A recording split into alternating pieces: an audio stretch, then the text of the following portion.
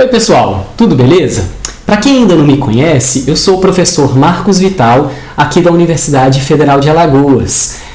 Muita gente me conhece de vídeos assim como esse, muito ligados ao R, né, que é um software e uma linguagem de programação para estatística muito usada, mas alguns de vocês já podem me conhecer de alguns bate-papos sobre o QGIS que está aparecendo aqui na tela do meu navegador.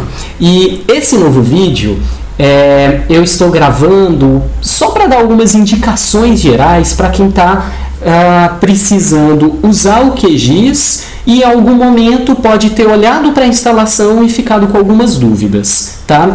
Eu não chego a dizer que isso é um tutorial de instalação, no sentido de que, uma vez que você faz o download do arquivo e coloca para instalar, especialmente no Windows, onde isso é bastante simples, é tudo direto, sabe? Você vai lá, instalou e pronto. Aí é abrir o programa e começar a usar. Mas sempre podem surgir algumas pequenas dúvidas, porque quando você vai baixar o QGIS, você tem um pequeno leque de opções e você tem duas decisões principais a tomar. Então eu quero falar um pouquinho sobre isso para poder orientar, especialmente quem for um usuário iniciante ou de repente quem já é usuário do QGIS, mas atropelou esse processo sem parar para prestar muita atenção nele. Belezinha? Então vamos lá. Eu estou aqui com a página principal, na verdade estou com duas, versão em inglês, versão em português. Se você digitar qgis.org no seu navegador, ele vai abrir. Dependendo da configuração do navegador, ele pode automaticamente te direcionar para a página em português. Se não, caso você sinta necessidade, você vem aqui no menu, olha, onde tem a linguagem, e aí tem um monte de opções e lá embaixo está português do Brasil. É uma das últimas opções que aparece aqui para mim, na verdade, com a barra de rolagem não, tem outras, né? Mas é uma das últimas opções que aparece ali, tá bom? Tanto faz, tá? Você pode usar a página que você preferir.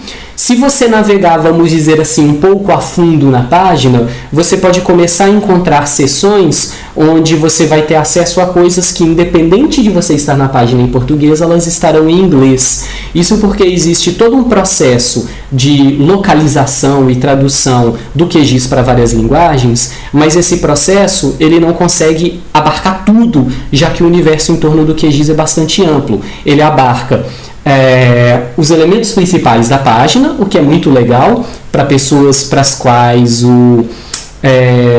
a linguagem possa ser uma barreira, na verdade, e ele também abarca inclusive o próprio programa. Daqui a pouco eu posso abrir ele rapidamente aqui só para vocês darem uma espiadinha, tá? E dentro do programa também você vai ter várias coisas traduzidas, mas depois, indo mais a fundo, algumas não estão. Mas depois eu falo um pouquinho mais disso. Vamos lá. Bom, se você chegou aqui, você já deve conhecer o QGIS. Se não, tem outros vídeos meus falando sobre o assunto, mas a ideia básica é: o QGIS é um sistema de GIS ou SIG, né, se a gente usar sigla em português, um SIG completamente aberto.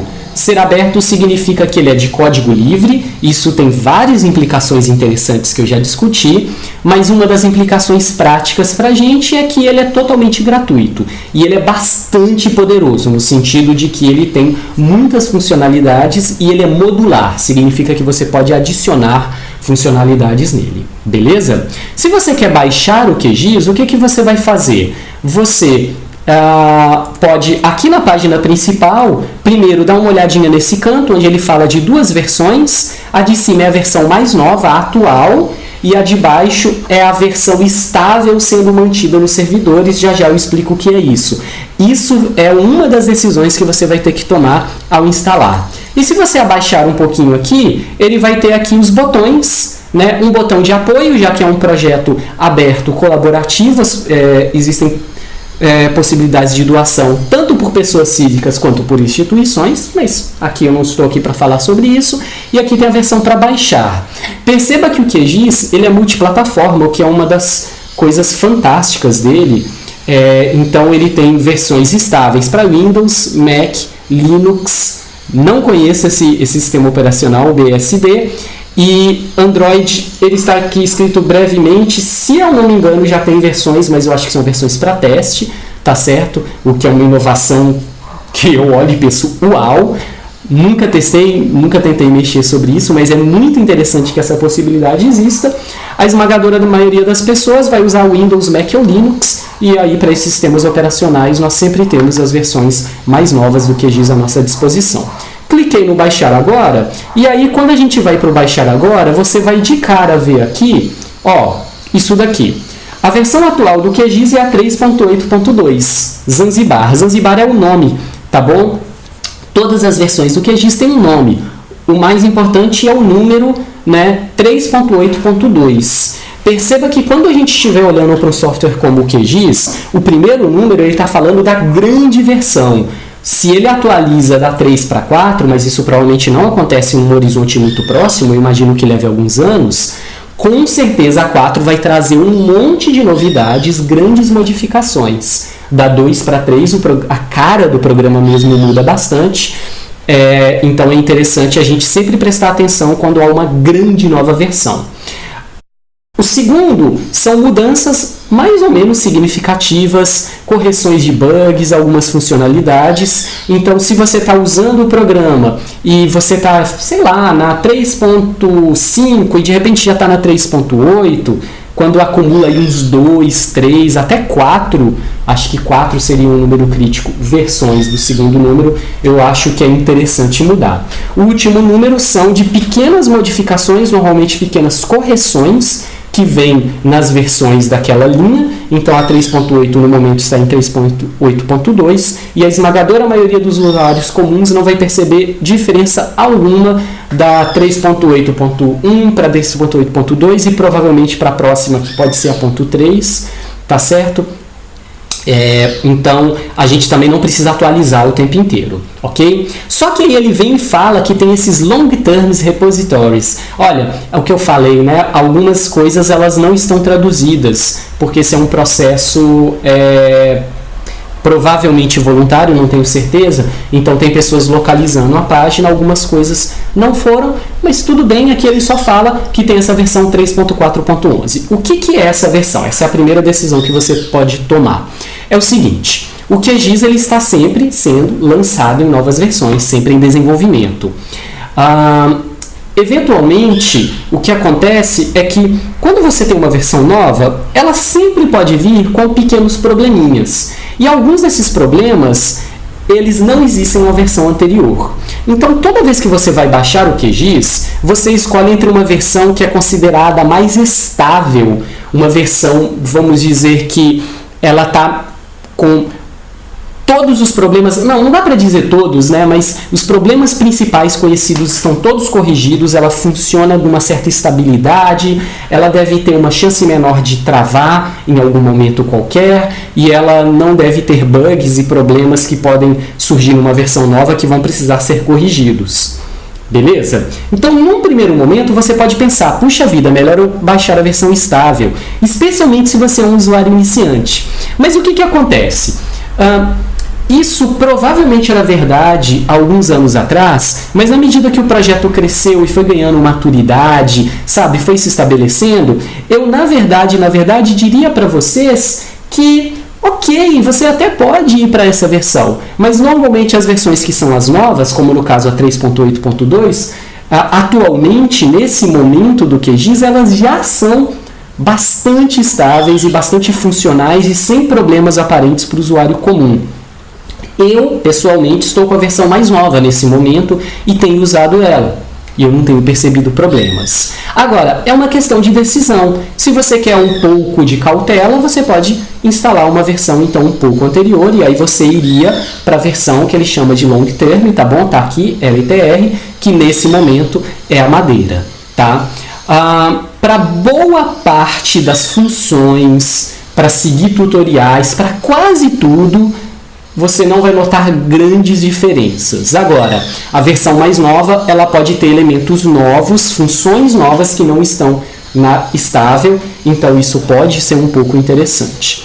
Eu diria que para boa parte dos usuários comuns, essa não é uma decisão muito fundamental e você pode escolher a que você achar que é a melhor para você, e se você já tem uma das duas no seu computador, você pode ficar sossegado, provavelmente seguir trabalhando com elas. Tudo bem? Beleza?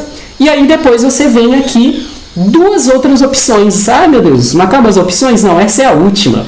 Quando você olha, você tem que pensar na questão, então, da versão mais nova. Ó, se você abaixar um pouquinho aqui, ele tem a LTR, tá vendo a 3.4, só que de cara, na verdade, ele vai te dar duas formas de baixar e instalar.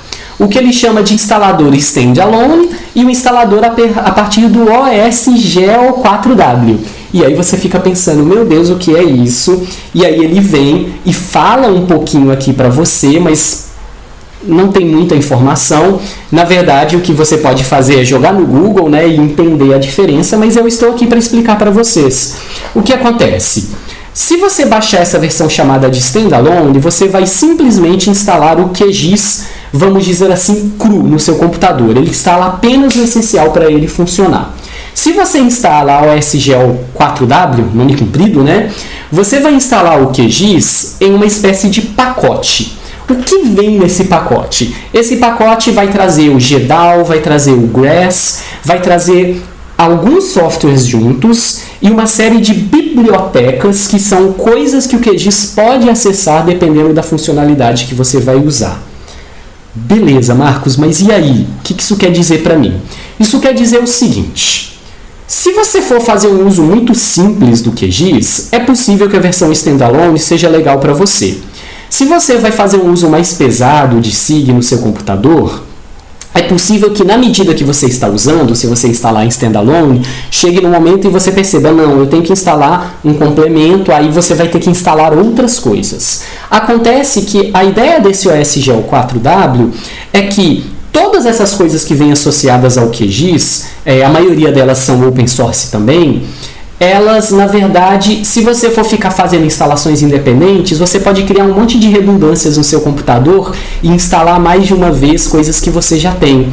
A ideia de você baixar o pacote é que vem tudo de uma vez. A instalação é maior, tem mais coisas juntas, algumas delas talvez você olhe para elas e pense, eu nem sei o que é isso, e talvez você nunca venha a abrir, mas a grande vantagem aqui é que você já tem todo esse pacote com todas essas bibliotecas. Isso significa que você, ao usar o QGIS no dia a dia, no máximo que provavelmente você vai precisar é instalar plugins, que são pequenos pacotinhos que adicionam novas funcionalidades ao QGIS, mas ao instalar esse plugin você não vai ter que instalar mais nada junto com eles. Então vamos lá, respondendo a pergunta, você que está aqui assistindo o vídeo, qual você deveria instalar? Eu diria o seguinte: a não ser que você esteja no computador no qual o espaço está extremamente limitado e você está arrancando os cabelos pensando o que eu posso apagar para liberar espaço em HD, eu diria para você instalar a versão completa, a versão OS Geo 4W. Por quê? Porque a tendência do usuário, mesmo que ele seja iniciante, é que ele progrida. E na medida que ele progrida, ele pode descobrir que tem coisas que ele vai precisar que ele não conhecia.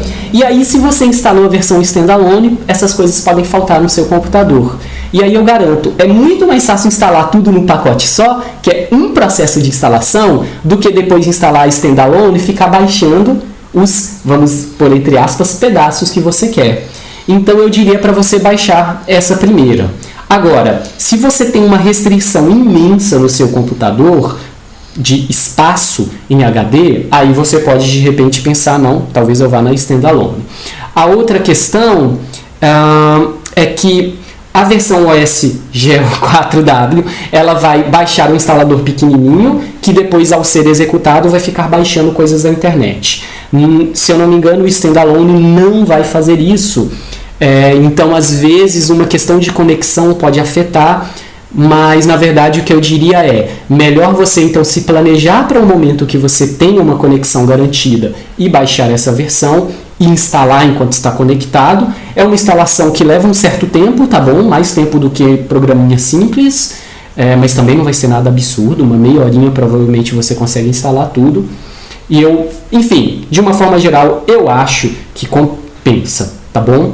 O processo de instalação em si, ele vai te fazer uma série de perguntas. Eu não vou reproduzi-las agora porque eu já estou com o QGIS instalado, mas boa parte dessas perguntas é muito simples de responder porque você tem aquelas opções que muitos programas têm para uma instalação avançada ou uma instalação direta. Você vai sempre, a não ser que você tem um conhecimento mais profundo pela instalação direta, e aí não tem muita complicação, as coisas vão ser bem intuitivas para você.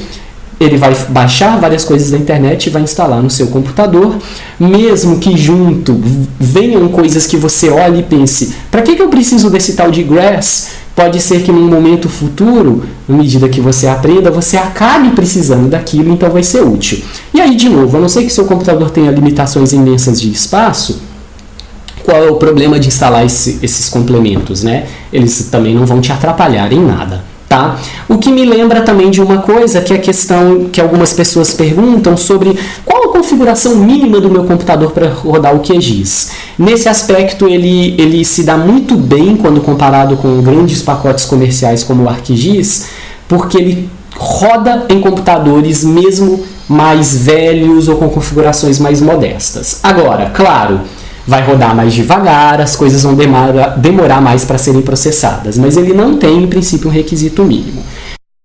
Se você se você está num momento, eu tenho um projeto, eu vou comprar um computador e estou disposto a investir um pouco, eu sugiro que você invista, se você vai fazer uso pesado de SIG, como usando o QGIS, eu sugiro que, se você puder, não é obrigatório, você invista em um computador com uma quantidade razoável de memória RAM. Tá certo? O que é razoável de memória RAM? Daqui a 2 anos o que eu falar agora pode ser ridículo, mas eu diria, olha, uns 8 GB é razoável, um pouco mais do que isso é bacanão, mas com 8 GB você já se vira. 4 GB? Beleza, ele vai rodar, mas pode ser que seja mais exigente para o seu computador, os processos podem ficar mais lentos. E uma coisa que pode fazer muita diferença no dia a dia para quem trabalha pesadamente com SIG é uma placa de vídeo dedicada. Notebooks, né, normais, a maioria não vem. Se você começa a olhar notebooks para jogos, a maioria vem. Se você não manja muito, olhar para os notebooks para jogos pode ser uma boa, mesmo que você não queira ter jogos, porque eles tendem a ter bons processadores e normalmente vêm com placas de vídeo. Na dúvida, pergunte para quem entenda. Uma placa de vídeo, mesmo que modesta, ela pode fazer uma diferença razoável quando você vai trabalhar com processamento de imagens ou compor mapas com muitos elementos e coisas assim. Beleza? Então é isso. Deixa eu, antes de me despedir, abrir aqui rapidamente, tá bom? Tá aqui, eu vou abrir ele seco, né? Eu tenho aqui, por exemplo, ele com o Grass. Eu vou abrir aqui o QGIS rapidamente. O QGIS, ele sempre leva um tempinho para ser aberto. Normalmente, se você está numa sessão, abre o QGIS, depois você fecha, sem reiniciar o computador, abre de novo, aí ele vem mais rápido, tá certo? A primeira vez ele é sempre um pouco mais lentinha, mas assim, não é nada absurdo, porque ele é um software com muitas funcionalidades, ele carrega uma série de coisas. Se você ficar olhando para as letrinhas pequenas, ele vai falando sobre coisas que ele está fazendo. E assim, agora eu não vou mostrar sobre o uso do QGIS, eu só quero abrir porque algumas pessoas, há alguns anos atrás, o QGIS ainda era um software bem mais cru, bem menos maduro, e eu diria que, para quem estivesse acostumado com softwares mais amigáveis, poderiam considerar o QGIS um software difícil de ser dominado. Hoje eu acho que é besteira falar uma coisa dessas. Ele é um software, um SIG muito, muito tranquilo de se usar, inclusive bastante fácil de você cair de cabeça e começar a usá-lo e começar a adicionar coisas e tentar fazer coisas, abrir arquivos. Se você já usa um SIG e você quer testar o QGIS, aí você aproveita material que você já tem e abrir um arquivo é bastante fácil. Ele tem opções para vários tipos de arquivo, ele tem uma funçãozinha, assim que ele carregar eu mostro, que está ligada inclusive a você abrir arquivos de uma maneira como que guiada. Ele detecta para você o que é aquele arquivo. Enquanto ele está... eu já ia falar que eu ia mostrar outras coisas, mas vamos lá. Se você estiver abrindo o QGIS pela primeira vez, tiver um shapefile, um raster, algum arquivo que você quer abrir, jogo rápido.